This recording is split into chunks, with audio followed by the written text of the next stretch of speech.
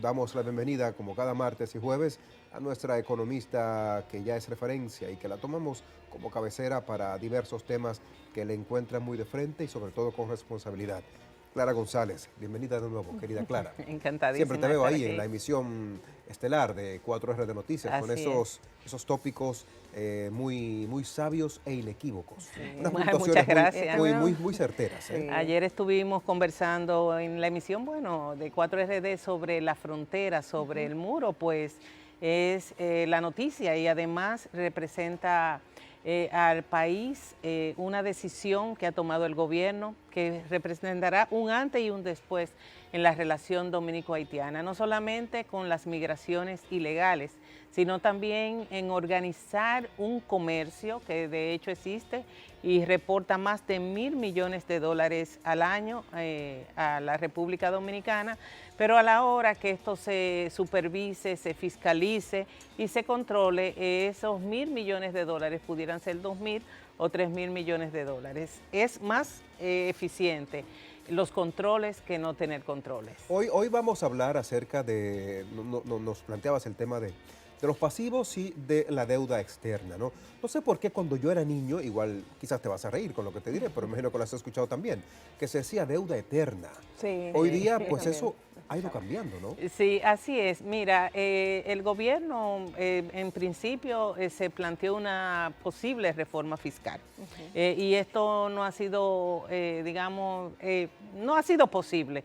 No se han dado las condiciones sociales, no se han dado las condiciones económicas para poder consensuar una reforma fiscal en el año 2021 y en este año ya va avanzando y todavía el tema no lo tenemos sobre el tapete. Sin embargo, las autoridades del sector monetario han estado, y económico obviamente, han estado haciendo su parte en cada instancia, en la Dirección de Impuestos Internos y por la parte del Ministerio de Hacienda, específicamente la Dirección de Crédito Público, ha hecho lo que en finanzas se llama un manejo de pasivo, es decir, mejorar el perfil de la deuda, mejorar la carga económica que tiene el país en cuanto a pago de intereses. O sea, ¿qué yo quiero decir con eso? Emitió bonos para hacer un canje de bonos y resolver lo que es el pago de intereses en el del 2023 y el 2024. Es decir, muchas veces el gobierno se ha visto abocado digamos, a pedirle a los inversionistas, devuélveme estos bonos, yo te los compro y a la vez emito, para decirlo en lenguaje coloquial y no dar demasiados números, emito a un plazo más largo que me permite un pago de interés un poco menor y así disponer de esos recursos. Dicen en lenguaje también coloquial, en el lenguaje del pueblo, la deuda eterna. Sin embargo, la deuda de los países son necesarias. O sea, los países generalmente, y esto es importante en la teoría económica, son deficitarios. ¿Qué es deficitario? Que no recaudan la cantidad de ingresos suficiente para poder solventar el gasto de capital ni el gasto corriente. Gasto de capital, entiéndase, obras, infraestructura y demás, y gasto corriente, gasto de la empleomanía, el gasto que necesita el gobierno en el día a día para poder ejercer su función de gobernar. Entonces, muchas veces la contratación de la deuda depende de la condición del mercado local y del mercado internacional. En este momento, las tasas de interés se espera que en el mercado internacional suban. ¿Por qué? Porque la Reserva Federal de los Estados Unidos, que es la referente a nivel del mundo, no solamente para la región latinoamericana, el Caribe, a nivel del mundo, la tasa de la FED, ¿verdad? Hay una expectativa importante de que en su próxima reunión de política, de mercado abierto, de política monetaria, igual como la que se hace aquí, suba los tipos de interés y así sucesivamente sigan subiendo. En la medida que esos tipos de interés suben, la deuda de los países que tienen, digamos, bonos colocados en los Estados Unidos, en fondos de inversión, en AFPs, en esa misma medida tienen que valorarlo y ajustarlo al precio de ese mercado internacional. Es un poco complejo, pero en definitiva el mensaje es, los gobiernos necesitan recursos y esos recursos se consiguen o en el mercado local a través de emisión de bonos, a través de otro tipo de instrumentos, valores de fideicomiso o a través de emisiones en el mercado internacional que son muy apetecidas. La deuda de la República Dominicana es una deuda, por así decirlo, un bono. El bono dominicano, cuando se va a Citi a colocarlo en Nueva York, por ejemplo, la demanda de ese bono supera la oferta. Por una cantidad importante. ¿Por qué? ¿Y esto qué significa, Clara? Esto significa que el manejo que tiene la economía y la perspectiva de largo plazo son positivas. Así lo comenta la calificadora de riesgo. Cuando yo tomo la decisión de invertir en un bono de la República Dominicana, siendo inversionista fuera, ¿verdad? ¿Qué yo veo? ¿Qué se está haciendo en la República Dominicana? ¿Cómo están sus cuentas? ¿Tienen, digamos, los fundamentos estructurales para poder manejar la economía de manera adecuada? Todos esos factores. Y la estabilidad política, la estabilidad económica, la estabilidad de precios, una serie de... un conjunto de cosas que tome en cuenta el inversionista para invertir en bonos dominicanos. Creo que superó 3 veces la demanda en este momento cuando se fue a colocar, porque una parte de esa, se emitieron 3.540 millones de dólares y una parte se usó para el canje de bonos, pero otra parte se usó para colocarlo con los inversionistas y nos quedamos cortos. Ese es el mensaje, nos quedamos cortos, o sea, que si la República Dominicana como nación, como economía, hubiera puesto en oferta una mayor cantidad de bonos, todos hubiera... Tenía demanda suficiente para poder colocarlos por 3 veces, 3 veces, así es. Mira, nosotros tenemos una república que está avalada por gobiernos de 4 años, Clara, y te pregunto, ¿cuán preocupante es el hecho de que dentro de un periodo gubernamental se pueda duplicar esta deuda externa? O sea, de repente, por ponerte un ejemplo, tenemos un gobierno que la encuentra en 50.000 millones de dólares, por decir, ¿no? Y la dejamos en 100.000. ¿Cuánto preocupa eso? Mira, para el caso específico, que es el ejemplo más ilustrativo, yo te puedo decir que el gobierno actual tuvo la necesidad de endeudarse por la crisis sanitaria y el programa de sostenimiento al empleo, que fueron los fase 1, fase 2, quédate en casa, todos esos recursos tenían que salir, ¿no? O se sea, asumía eso como una causa entendible, ¿no? Exactamente, además el organismos multilaterales como el Fondo Monetario dieron facilidades de liquidez a los países para que hicieran eso, entonces no había otra medida y no solamente lo hizo la República Dominicana, lo hizo la región latinoamericana, los socios del FMI y demás. Pero ¿qué ha pasado en el caso nuestro? En la última revisión que hizo Standard & Poor's y Fitch Rating, que son la calificadora de riesgo país y riesgo de crédito, se estableció que la deuda soberana en el año 2023 y 2024 tendía a bajar alrededor del 49% del Producto Interno Bruto. O sea, que a menos de aumentar, lo que ha hecho es disminuir.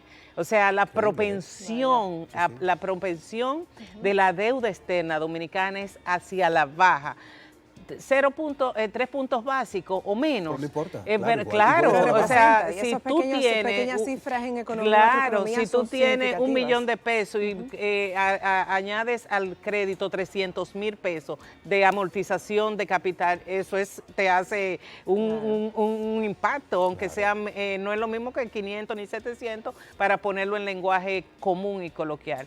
Es decir, que la deuda dominicana es una deuda manejable, es una deuda que las autoridades del Ministerio de Hacienda conjuntamente con el Banco Central han ido tratando de establecer los mecanismos que son aceptados financieramente para poder tenerla en un nivel que no sea más allá del 50% del producto. Clara, a propósito de este buen ambiente que tú bien has descrito a nivel de nuestra macroeconomía, ¿qué lectura debemos tener de titulares como los que tenemos en la prensa hoy, que nos hablan de cómo la inflación se está sintiendo en la canasta básica familiar y las personas cómo empiezan pues a expresar quejas porque van al supermercado, van a los centros comerciales y pueden pues obtener menos con lo mismo que quizás compraban un poco más unos meses atrás. ¿Qué lectura debemos tener de esto? ¿Qué decir a la ciudadanía para comprender el momento al que estamos asistiendo?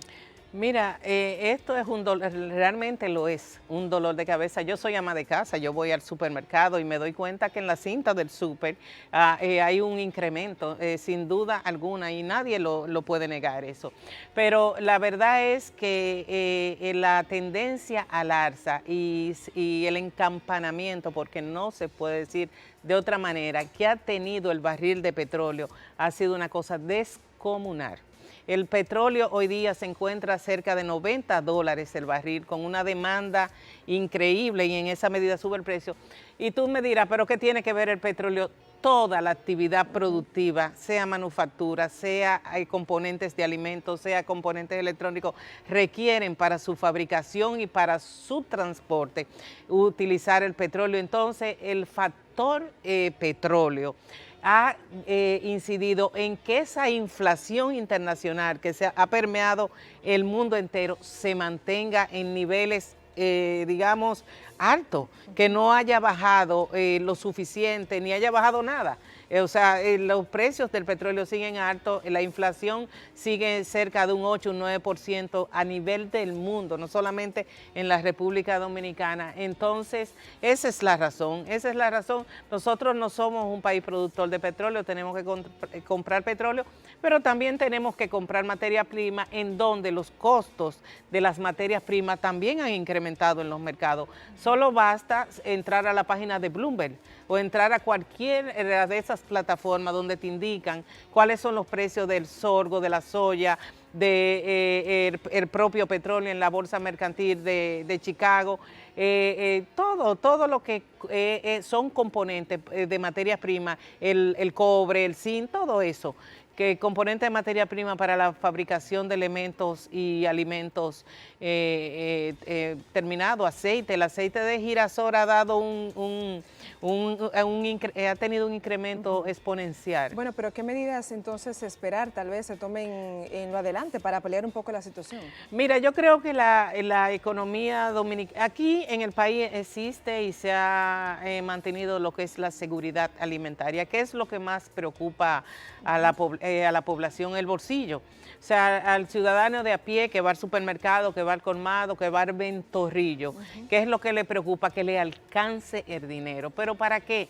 Para poder consumir alimentos en la canasta básica, como bien tú expresa, lo que es primera necesidad. Yo entiendo que la República Dominicana tiene un sector agropecuario bastante especializado, hay terrenos para cosecha y eso es fomentar la producción local. Definitivamente. Fomentar la producción local no podemos esperar. Consumir lo nuestro. Exacto, no, y producirlo nuestro. Crear las condiciones para que en el país cuestione